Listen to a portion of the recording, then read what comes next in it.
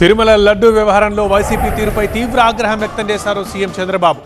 వాళ్లే తప్పులు చేసి తనపై నిందలు వేస్తున్నారంటూ మండిపడ్డారు. వివేక హత్య కేసులో నిందలు వేసినట్లుగానే తిరుమల విషయంలోనూ తమపై ఆరోపణలు చేస్తున్నారని ఆరోపించారు. దొంగే దొంగ అన్నట్లుగా వైసీపీ వ్యవహరిస్తోందన్నారు. కొందరు ఆంబోతుల్లా తయారై రెచ్చగొడుతున్నారని ఫైర్ అయ్యారు సీఎం. చెప్పులేసుకొని వెంకటేశ్వర స్వామి ఫోటోలు తీసుకొని ఇసిరిసేస్తారు. అంటే ఏంటి మీ అజం, ఏంటి మీ అహంకారం? మీ అహంకారం అంతా ఒకటే, ఒక రాజకీయ పార్టీ అని. శివుడి తల మీద పాముంటే మనం ఏం చేయలేము, ఒకసారి అదే అనుకుంటున్నారు. నేను తప్పకుండా శివుడు తలపైన పాముంటే నమస్కారం పెట్టి శివుడికి దాన్ని బయట తీసుకొచ్చి పాముని ఏం చేయాలో అది చేస్తామని చెప్పి కూడా నేను మీకు తెలియజేస్తున్నా. సిట్ వేశారు, ఆ సిట్లో వచ్చినటన్నీ మీరు చదివి ఉంటారు. చాలా స్పష్టంగా చెప్పారు, అసలు ఇది నెయ్యే కాదు, కెమికల్స్తో తయారు చేసిన నెయ్యి అని చెప్పారు.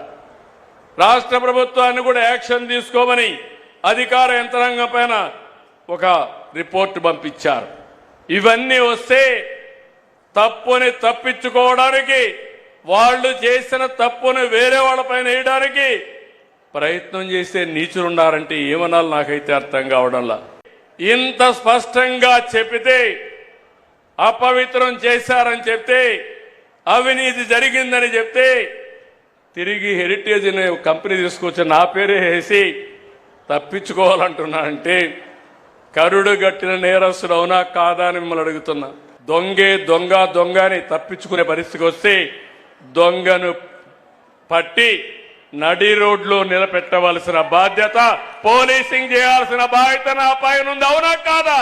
నేను రాజకీయం చేస్తాను గాని, రౌడీల గుండెల్లో రైళ్లు పరిగెత్తిస్తాను గాని, సంఘ విద్రోహ శక్తులను అణిచివేస్తాను గాని, ప్రాణానికి కూడా లెక్క పెట్టుకోను గాని నేను నేరాలు చెయ్యబోనని మీ అందరికీ హామీ ఇస్తున్నా.